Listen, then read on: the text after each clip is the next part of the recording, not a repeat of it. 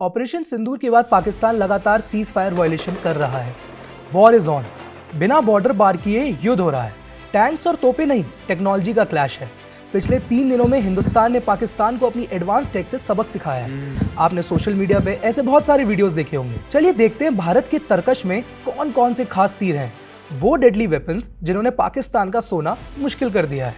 Welcome to gist, मैं हूं विनायक और हमारे साथ हैं विनय जी। शुक्रिया विनायक। विनय, आप हमें हमारे एयर डिफेंस के बारे में बताइए, ये क्या होता है? इससे शुरू करते हैं। पहले विनायक, सबसे पहले तो हमको ये समझना होगा कि एयर डिफेंस सिस्टम जो होता है बेसिकली ये फर्स्ट लाइन ऑफ डिफेंस होता है किसी भी मुल्क का, किसी भी देश का। और ऑपरेशन सिंदूर के बाद जब भारत पर पाकिस्तान ने हमला करने की कोशिश की तो हमारी एयर डिफेंस सिस्टम ने उसे नाकाम कर दिया। इसके बाद भारत ने भी अटैक किया और लाहौर का जो एयर डिफेंस सिस्टम था उसको न्यूट्रलाइज कर दिया। इस पूरे सुरक्षा नेटवर्क की कमान विनायक S-400 जैसे सोफिस्टिकेटेड सिस्टम संभालते हैं, जो बेसिकली पाकिस्तान की एयर डिफेंस सिस्टम से कई गुना बेहतर हैं। और भारत उन चंद देशों में शामिल है जिनके पास एंटी बैलिस्टिक मिसाइल सिस्टम है और बैलिस्टिक मिसाइल डिफेंस है, जो पाकिस्तान के पास अभी तक नहीं है। विनय जी, हम कल से S-400 के बहुत सारे विजुअल सोशल मीडिया पे देख रहे हैं, सब उसकी तारीफ कर रहे हैं। हमारी जो रशिया के साथ डील हुई उसकी तारीफ कर रहे हैं। थोड़ा S-400 की वर्किंग के ऊपर और S-400 के बारे में हमें और बताइए। बिल्कुल विनायक, ये तो बिल्कुल सही है कि कल से पूरे all over the social media S-400 trend कर रहा है। बेसिकली S-400 सिस्टम आज की दुनिया की सबसे आधुनिक एयर डिफेंस तकनीक में से एक है। इसकी डिटेक्शन रेंज जो है विनायक वो 600 किलोमीटर है और एंगेजमेंट कैपेबिलिटी जो है वो 400 किलोमीटर तक की है, जो इसे बेहद खतरनाक और असरदार बनाता है। बेसिकली अगर इसकी वर्किंग की मैं बात करूं तो ये 4 स्टेजेस में काम करता है। ठीक है, एक होता है एक्विजिशन रडार, इसको 4 मेंबर की टीम चलाती है। ये एक साथ 300 टारगेट को ट्रैक कर सकता है। दूसरा होता है कमांड पोस्ट, इसमें 5 लोग तैनात रहते हैं। बेसिकली तीसरा जो होता है वो होता है एंगेजमेंट रडार, ये एक साथ 6 टारगेट पर 12 मिसाइलें कंट्रोल कर सकता है। और चौथा जो होता है लॉन्चर, इसमें 4 मिसाइल कनिस्टर फिट होते हैं। आमतौर पर विनायक 2 तरह की मिसाइल सीरीज फायर होती हैं इससे, एक शॉर्ट रेंज और दूसरी लॉन्ग रेंज। एक टारगेट पे 2 मिसाइलें लॉक कर सकता है और एक साथ 80 अलग टारगेट पर हमला भी कर सकता है। अच्छा, S-400 सिस्टम को रूस की अल्मास सेंट्रल डिजाइन ब्यूरो ने बनाया है। भारत ने 2018 में 5.43 बिलियन मतलब 40,000 करोड़ का सौदा किया था और 5 S-400 यूनिट्स खरीदे। और अभी तक IAF ने S-400 स्क्वाड्रन को नॉर्थ वेस्ट और ईस्ट इंडिया में तैनात किया हुआ है ताकि चीन और पाकिस्तान जैसे आने वाले खतरों से निपटा जा सके। विनय जी, S-400 के अलावा इंडिया के पास और कौन से एयर डिफेंस सिस्टम्स हैं?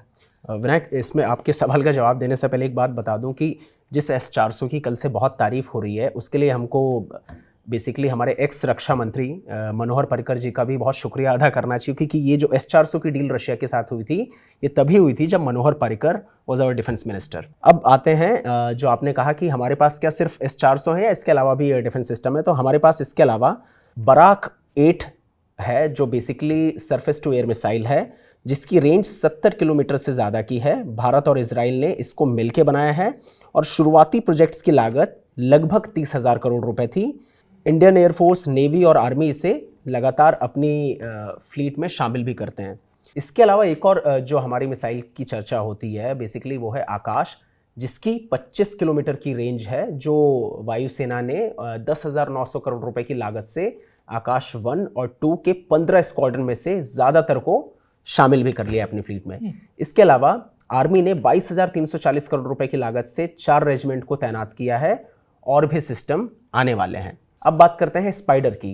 बेसिकली इसकी 15 किलोमीटर की रेंज है और इजराइल मेड है और कम ऊंचाई पर तेजी से रिटेलिएट करने वाला एंटी एयरक्राफ्ट सिस्टम है। एयरफोर्स और आर्मी ने स्पाइडर के कई यूनिट्स को अपनाया है। अब बात करते हैं विनायक छोटी रेंज की मिसाइलों की। अब तक जो हमने डिस्कस किया वो थी long range missiles. New Russian made Igla S, जो basically surface to air missile system है, जिसको आप लोगों ने कई बार विजुअल्स में देखा होगा, जिसको कंधे पर रखकर फायर किया जाता है और इसकी रेंज होती है 6 किलोमीटर। इसके अलावा अगर पुराने रूसी सिस्टम की बात करें तो इग्ला 1M है जिसकी क्षमता 5 किलोमीटर है। इसके अलावा OSA AKM है जिसकी क्षमता 10 किलोमीटर है और पिचौरा जैसी मिसाइलें भी भारत के पास हैं। अपग्रेडेड L-70 गन है जिसकी रेंज जो है 3.5 किलोमीटर की है। ये बेसिकली एंटी एयरक्राफ्ट गन है।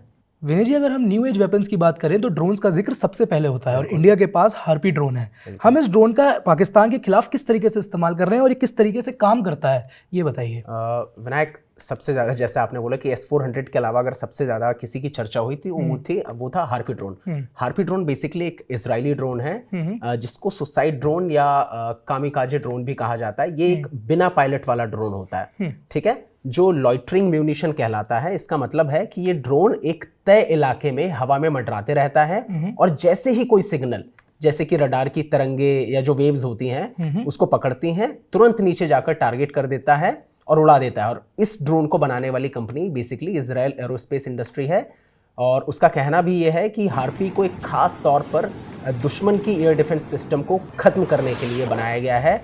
ये रडार जैसी मशीनों से निकलने वाली रेडिएशंस को पकड़ सकता है और अपने आप उन पर हमला कर सकता है। अब विनायक, मैं आपको हार्पी ड्रोन की कुछ खास बातें बताता हूँ।